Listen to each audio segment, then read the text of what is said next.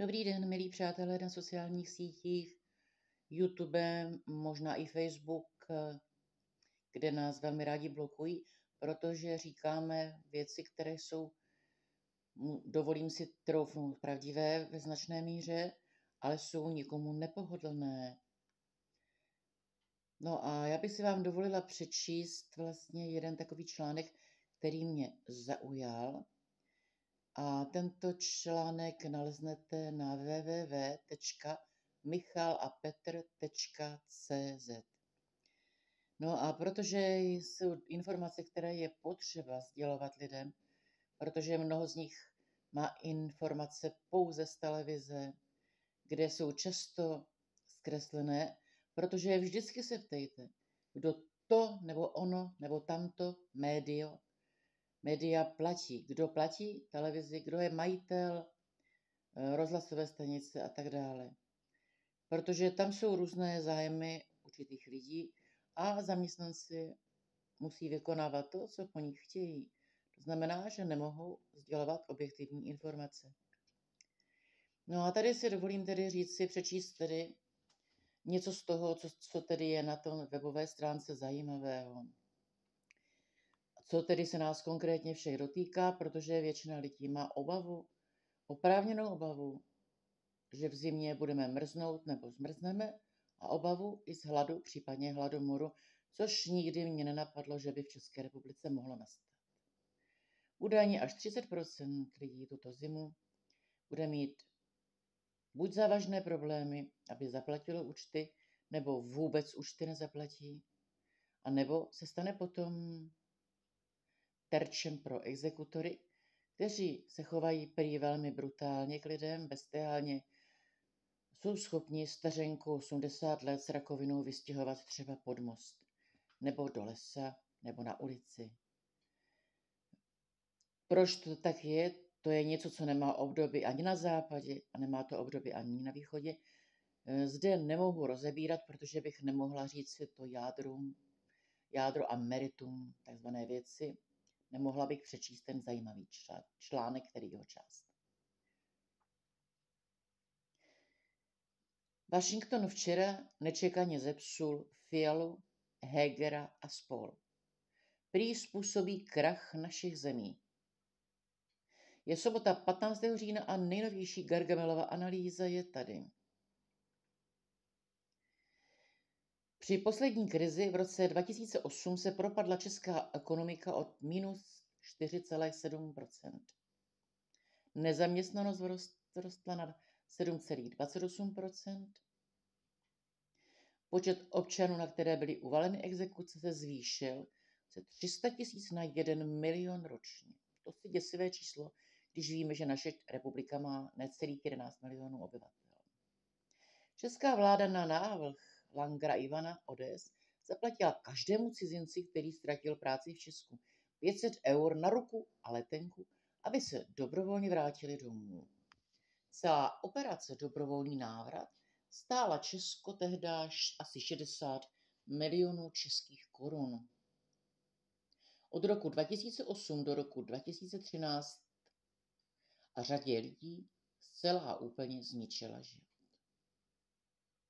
Příští rok se situace bude opakovat. Včera v pátek 14. října 2022 vystoupil ve Washingtonu na tiskové konferenci ředitel Evropské divize Mezinárodního měnového fondu Alfred Kammer a šokovaným novinářům sdělil děsivou prognózu MMF pro takzvaně rozvíjející si země střední Evropy. Česko, Slovensko, Polsko a Maďarsko. Podle analýz ústředí globalistů MMF se naše ekonomiky příští rok propadnou o minus 3% nejméně a inflace bude vyšší než 12%. Ovšem může být daleko hůř. To říkám zase já, zase z jiných zdrojů ještě. Pokud se ovšem neobnoví tok ruského plynu do Evropy, anebo bude úplně zastaven současný, zatím teče přes Ukrajinu a přes Turecko, dojde podle Kammera k další bouři. Inflace. V originále Board of Inflation. Ředitel kamer potom zašel ještě dál a požádal, aby naše vlády bedlivě sledovaly zdraví našich bank, protože bude ohroženo krizovou explozí vůči oslabení příjmů, domácností a firem. Požadoval po vládách přísnou fiskální disciplínu, nezadlužovat se, protože vysoké veřejné dluhy už po předchozím utrácení COVID-19. A to je další lumpárna, ale teď tady nebudeme rozebírat. Neumožňují se dále zadlužovat a varoval, že vládní politika podpory nízkých cen energií, zastropování cen je dlouhodobě neudržitelná a povede k enormnímu nárůstu dluhů. Podle Kamera si vlády střední Evropy mohou dovolit pouze dotovat ceny energií pro 20% nejchudších občanů. Cena 0,4 HDP ročně 14 miliard korun. Nebo 40%, cena 1% HDP ročně 70 miliard korun. Ale ne pro všechny občany. Pokud budou vlády pokračovat v této rozhazovačné politice dotací pro všechny, brzy jim dojdou peníze a zkrachují, řekl Kamer. Dále Kamer varoval, že bez ruského plynu a modernizace ekonomiky se vytvoří pracovní napětí na trzích, tedy nezaměstnanost. Kramer hovoří řečí bankéřů, ale jeho vize je chmurná prostá. Bez ruského plynu čeká střední Evropu ekonomická krize a jedinou cestou, jak odvrátit státní bankroty a krachy bank a firem a nezvládnutelnou nezaměstnanost, je dotovat ceny energií pouze chudým lidem a firmám. Bohatí, podle Kamera 60% obyvatel regionu, se musí uskromnit a snížit svoji spotřebu.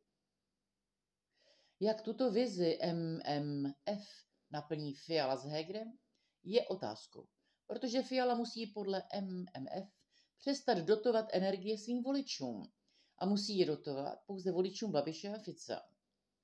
Vznikla tak paradoxní situace. Dotace mají podle Washingtonu dostávat hlavně pro rusky orientovaní voliči a plné ceny za plyn a elektřinu mají zaplatit hlavně proti rusky orientovaní voliči. Brzy se tedy ukáže, jak moc jsou v Česku odpůrci Putina připraveni poslechnout Pekarovou Adamovou a navléknout si svetry a hlavně otevřít své peněženky.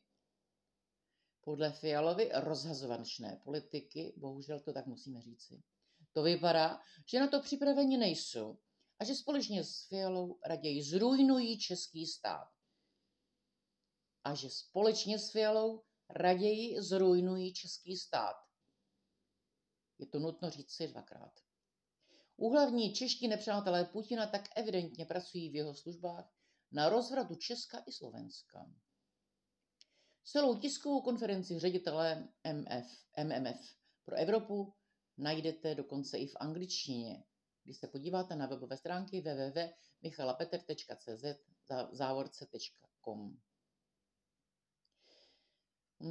Tady píše pan Michal, že je 1:53 po půlnoci, přeje všem krásnou sobotu 15. října a všem také děkuje za pomoc a dary. Vlastně tam, kam posílají lidi dary pomoc, tam naleznete na jeho webové stránce www.michalapeter.cz. Kdo chce, může přispět, to je na každém člověku. Prostě jestli mu přispějíte nebo ne. Je to člověk, který podle mých informací tedy pracoval dříve jako pro vojenskou rozvědku údajně. Ale samozřejmě informaci si ověřte, já vám pouze říkám to, co se ke mně doneslo. Je to člověk, který vlastně prošel obtížným úsekem života, opravdu šlo mu o život. Člověk, který bojuje proti policejní a státní mafii v České republice mnoho let, kdy důkazy jsou zametány pod koberce, kdy to, že vlastně rozkrýval pro policii, se mu stalo osudným, protože když rozkryl 1 milion úplatku pro chovance a mělo dojít k předání, pan údajný nejvyšší šlachta, jak si změnil rétoriku tím způsobem, že vlastně všecko okamžitě zastavil a panu Svatošovi šlo o jeho holé přežití a celé jeho rodině, protože byli prostě údajně, policie najmula vrahy, zase na příkaz, koho si můžete domyslet, a prostě měl být zlikvidován. Jiná policie na základě odposlechu rozkryla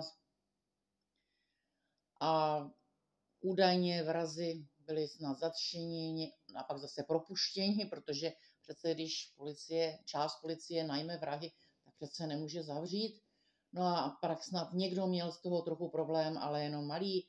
A vlastně manželka pana Svatoše měla dokonce policejní ochránku nějakou dobu, ale stejně to bylo dost ničemu. No a pan Svatoš se ukrýval na různých místech České republiky, asi možná nejen české, i v zahraničí.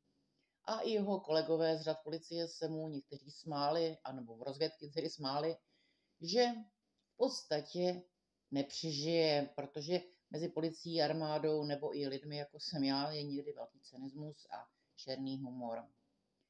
Protože když se dostanete do toho soukolí té vyšší takzvané sféry, tak váš život, pokud na někoho něco víte, nebo jste nepohodlní někomu a chtějí vás odstranit, tak váš život je velmi nejistý.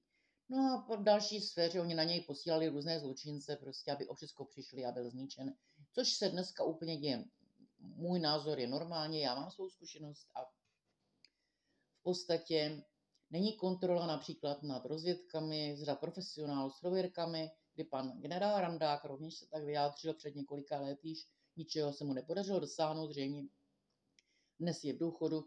Co se týká například policie, máme tu GIBS, ale o něm jsem nejen slyšela a i mám jednu osobní zkušenost, že to je také organizace napůl nebo skoro úplně k ničemu, protože místo, aby vyšetřili třeba danou trestnou činnost, pokud jde o někoho z vyšší sféry policijní, nejenom pochůzkář, tak si uvaří kávu, popovídají si hodinku a nic se neděje.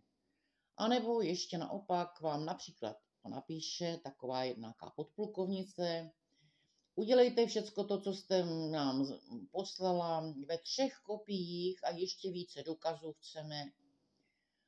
A v podstatě, abychom to mohli sdělit těm, jako kterých se to týká, abychom je mohli informovat, aby se mohli bránit. Jo? Takže vlastně nemusíte se sama vyšetřit, musíte to dodat ještě více důkazů ve 3 kopiích a pak oni to rozdělají, aby se mohli bránit. Takže místo, aby to dovyšetřili, aby jim se něco udělali, tak to chtěli vyřešit takovouto zajímavou cestou, protože jedno GIBS to předalo jinému GIBSovi a to GIBS v údajném městě Brně, v podstatě to jsou všichni kamarádi, tak oni proti vlastním lidem nepůjdou. Toto je věc, o které například hovořím několik let stará.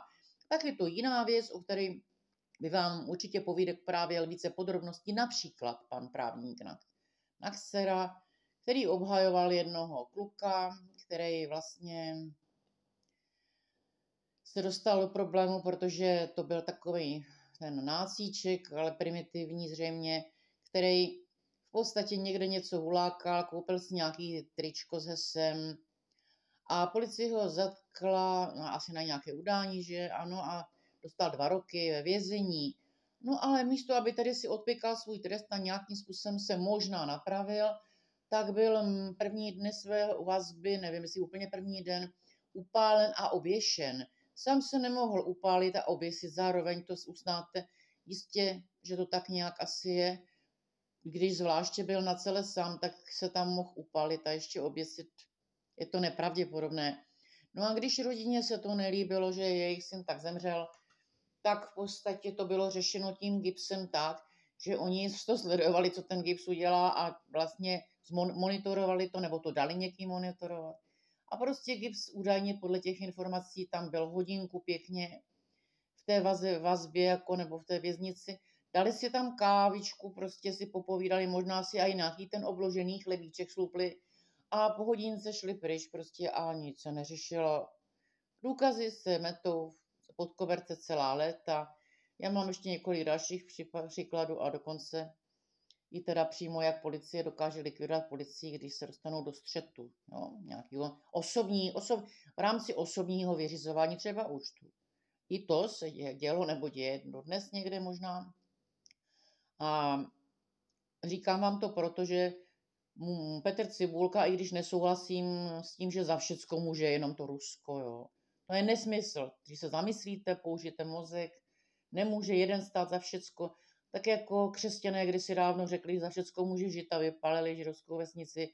A nebo prostě za všechno může Fantomas, jo. Prostě není to tak, jo. To Petr Cibulka trošku už prostě mě na tom nějak psychicky špatně, ale v čem má pravdu, tak pravdu má v tom, že Česká republika je kriminální stát a on toto tvrzení říkal již mnoho let zpátky a musíme, kdo chce asi dohledá, prostě mu dát v tomto konkrétně za pravdu, protože bohužel tyto věci se tady dějí celá léta. Česká republika byla tunelována, rozkrádána, kdy část policie kolaboruje s politiky, zločinci a mafiány.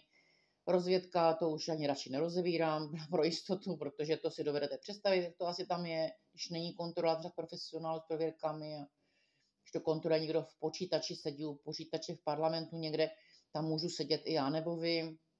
Takže si pak dělají, co chtějí a dokonce i pan generál Randák v jednom ze svých videí pro své studenty, tedy skutečné agenty, dneska už jsou asi skuteční agenti z nich, tak tam vlastně říká v těch videích jako mimo jiné, cituji, doufám, že nikoho nezabijí.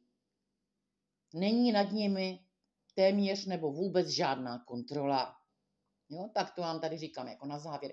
A ještě třešničku na dortíku. Úplně na závěr, kdy vlastně jedno tady z videí na YouTube musela bych přesně najít jako jméno autora, kterého já osobně jak neznám. Ani je to člověk, který se ovšem v této problematice vyzná, který pracoval v tajných službách a který tam má i celé své jméno, protože je vše v důchodu, takže už může uveřejnit jméno, tak se vyjadřuje v podstatě tak, že to v České republice, tak jak vlastně v dobách STB, ale ještě možná horší, funguje tak, když se někomu nelíbíte nebo něco říkáte, co se jim nelíbí, nebo víte trestnou činnost na ně, nebo cokoliv, kdy nějakým způsobem zavazíte těm mafiánům, tak nebudete třeba na demonstraci, tak nevíte, jo, prostě, kde si vás někdo z nich vytipuje.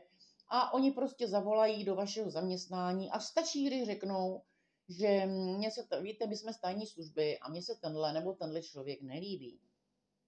No a já mám ještě otřesnější případy z reality, kdy vlastně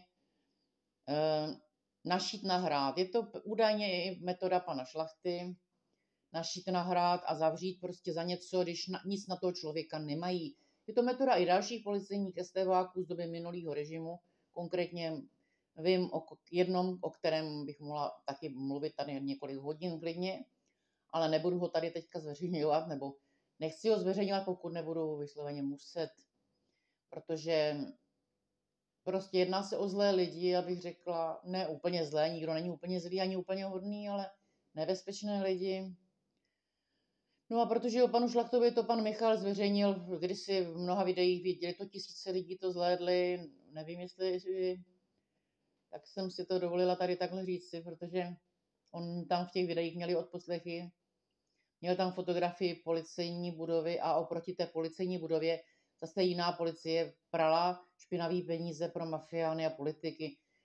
Jo, říkám to naprosto lidově, on by vám to jistě povyprávěl nebo povypráví lépe. A prostě tam to měli nafoceno, pouštěl tam odposlechy, pouštěl tam různé důkazy a těch videí to byly stovky až tisíce prostě. Oni to prostě po nějaké době smazali, on to udělal znovu a zase měli třeba tisíce, zase jich smazali prostě. Sledlo to asi nějaký tisíce lidí, prostě ne každý se k tomu dostal, snažili prostě, aby se to nedostalo příliš přes. Ale jsou to tisíce, kteří to viděli, jo, tak lidí. To znamená, že už pana Svatoše jen tak asi nezabijí, taky můžou nějakou stranit, ale už to prostě nebude tak jednoduché. Přátelé, proč to vlastně říkám, proč to točím, proč si tím škodím třeba? Škodím si tím možná protože jsem prošla něčím taky děsivým, jako pan Svatoš, ale trošku jiným, ale v podstatě v některých bodech dojdeme ke stejným cílům.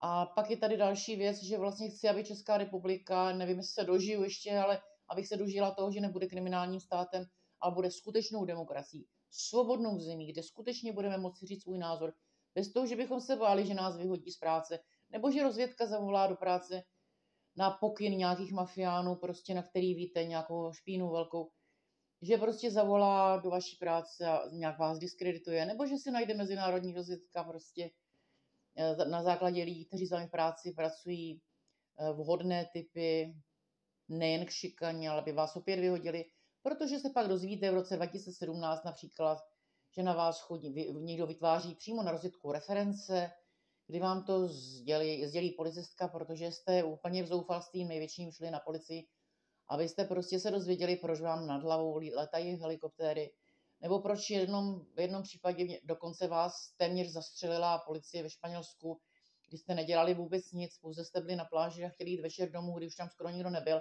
a zavolali jste jedné z takzvaných rádoby kamarádek do města Birmingham, kde ta falešná bestie zřejmě, anebo to může být tedy někdo přímo i bohužel z rodiny, protože víte, za komunistů se nesmělo cestovat a v podstatě to zůstalo v těch lidech. Oni mají ten názor, že vy nesmíte cestovat. Vy musíte dělat to, co oni chtějí a ne to, co vy chcete. A vy nesmíte dělat to, co byste vy třeba uznali za vhodné, ale to, co oni. A běda, když vy neposloucháte. A běda, když vy jste nestoupili do toho STVčka, když jste prostě byli do něho taky jako lákáni. Lákáni a vyhrožováno, zastrašováno, všecko možné. A vy se to neudělali. Ale kdyby se to udělali, dneska jste možná ve vládě, nebo máte nějaké vyhřívané křesílko v parlamentu. Pozor. Byste třeba byla asistentku, když ženy se tak nedostávají, i když dneska se už dostávají, vidíte, i prodavačky telefonů, ale milí přátelé, nebudeme to radši z toho dělat legraci a nebudeme to raději ani dramatizovat. Prostě chci, abychom žili v demokracii, kde si můžete říct, co chcete, aby to nebylo kriminalizováno. Pokud se někdo cítí něčím dotčen, ať se vyjádří taky případně, ale tady myslím si, že člověk, když říká právě ta pravda se jí dotýká a oni samozřejmě se chtějí pomstit za tu pravdu, protože vy jste řekli něco, co je v jejich nejtemnějším špinavém šuplíku a vy jste to vyhodili, to špinavé prádlo a to většinou má ty reakce pak, no. Takže přátelé, asi tak, no. Samozřejmě taky spousta trestných činů policie nešetřila a naopak se soustředila na ty, kteří chtěli nějaký závažný trestný čin hlásit. A těch případů je taky poměrně více. Nevím, mnoho bych řekla, já jich znám několik, ale prostě bude jich mnoho, který se ani nedozvíte, který se zametli dobře po ty koverce. Jo. A ne každý to zveřejní. Že milí přátelé, děkuji vám za zhlédnutí tohoto videa. Mi omluvte, že prostě je to velice laické video, laické povídání. Dokonce jsem si nedala ani kávu, to znamená, že mám nízký tlak a tím pádem prostě bych možná po té kávě to udělala lepší, ale prostě nemám čas to 5krát předělat. Takže kdo chce, asi to poslechne. Chci, abyste se měli všichni dobře, rozumíte? Všichni. Vždycky chápu, budou podnikatele, ty, kteří budou vydělávat víc, míň. Ale chci, aby prostě každý člověk, který pracuje nebo pracoval převážnou část svého života, měl slušnou životní úroveň jako člověk, ne jako zvíře, aby měl teplo, světlo, jídlo, jednou za rok dovolenou, třeba i u toho rybníka, ale prostě, aby ten člověk měl šťastný život. Každý.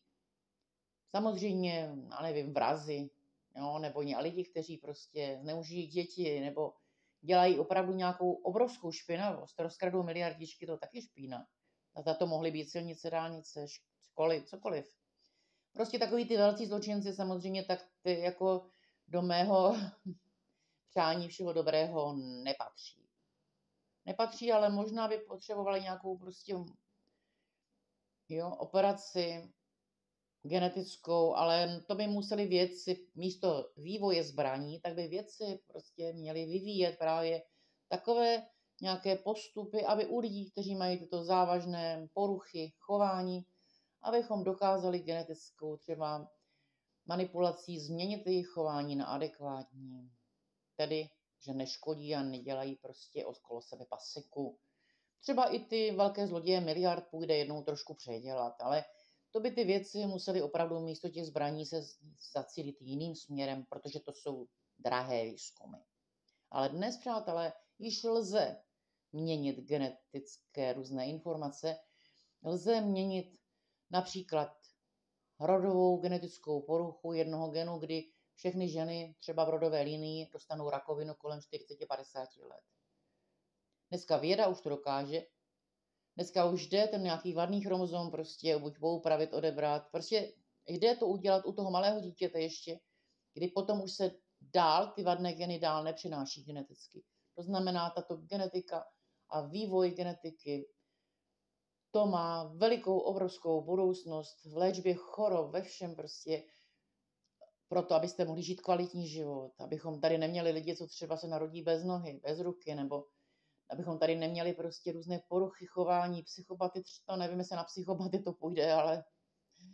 Takže místo zbraní prostě mír, místo války mír, zbraně jenom ty nejnezbytnější prostě, aby nám na ulici prostě nějací prostě šílenci třeba světování nepobíhali a nedělali. Tak tam se musí třeba použít někdy možná i zbraň, nevím. Ale na obranu určitou jsou potřeba zbraně, ale ne takové množství zbraní, jako tato planeta má jenom jaderný zbraní tolik, že už před 10 lety asi 2,5krát by mohla být zlikvidovaná celá tato planeta, celá, 2,5krát. Dneska to bude víc. Přátelé, děkuji za poslech tohoto tedy videa a dělám to v zájmu veřejnosti, to znamená, že podezírat nemám žádné peníze. Dělám to prostě pro vás, abyste měli, nebo aspoň vaše děti, lepší budoucnost. Protože já budu ráda, pokud se mi podaří svůj život tady nějak tak v klidu dožít, protože ani tím si nejsem příliš jistá, když tu situaci sleduji okolo mě, okolo nás i ve světě, co tady všechno se děje. Takže děkuji a mějte se všichni krásně, ať Bůh je s vámi, protože Bůh existuje jako vyšší moc, vyšší energie, má různé názvy a je to pořád to samý. Takže pokud nám poprosíme o pomoc, třeba nám tady ta vyšší moc, vyšší energie pomůže. No, ale samozřejmě někdo věří, někdo nevěří. Tedy věřte alespoň tedy v sílu přírody a vesmíru a poproste vesmír, aby nám pomohl v této těžké situaci v celé naší zemi a dokonce i v tom světě, protože dojde-li k jaderné válce, patrně nebude žádného vítěze. A opravdu živí budou těm mrtvým závidět po jaderném spadu. Ale buďme pozitivní, máme tady brzy Vánoce, přátelé, ale měli bychom tu situaci změnit v té zemi do nového roku, protože pokud to nezměníme do nového roku, alespoň abychom nevyměnili některé politiky za lepší, kteří jdou cestou nikoli destrukce, tak pak tu máme něco, na co nejsme, ale opravdu nejsme připraveni. A nechci předjímat, ale domyslete se, a je to ještě možná horší, než se domýšlíte, protože politici v České republice vám neřeknou tu pravdu. U nás je velká cenzura, ale třeba například už na Slovensku není taková, ani v Maďarsku a dalších zemích, ale u nás si vzali příklad právě z té totality a znásobili tu totalitu ještě. Zatím se ještě nezabíjí, nepopravují lidi jako paní, teď mě jméno vypadlo prostě, Milada Horáková, takovýhle podobný paní, prostě, který museli zemřít, byli zavražděný a tak dále režimem a systémem. Zatím se ještě u nás prostě lidi nevraždí a lidi se ještě nepopravují tedy soudně, ale může k tomu dojít. Já jsem si na Facebooku dokonce přečetla, rok zpátky už tam bylo, že ty lidi, kteří mají jiné názory teda, že budou jako vás popravovat a střílet už brzo. No, to tam napsal takový pán, který mě černý brýle, vypadala přesně jak z toho STB nebo KGB, už asi tak 70 let nám to napsal. Jako. Takže abyste věděli, že tady tyhle lidi stále ještě nevymřeli, mají svoje následníky, vychovali svoje generace další a vychovali je jak? Zase vychovali k totalitě, vychovali je k nesvobodě, projevu, názoru. Takže tím jsem to chtěla takhle jako vyjádřit. Osobně si pana premiéra vážím v té době, než nastoupil do té politiky, tak musím říct, že jsem si ho hluboce vážila, že jsem ho před mnoha lety trochu poznala a měla jsem představu, že to opravdu vzdělaný, inteligentní, slušný člověk. Samozřejmě s nástupem do politiky jsem věci několikrát proměnily a jeho postoje jsou asi jiné, než by bylo žádoucí, abychom nezničili a nezlikvidovali Českou republiku. A k té likvidaci, chceme nebo ne, připustme si, opravdu dochází. Děkuji a mějte se krásně a Bůh ať je s námi.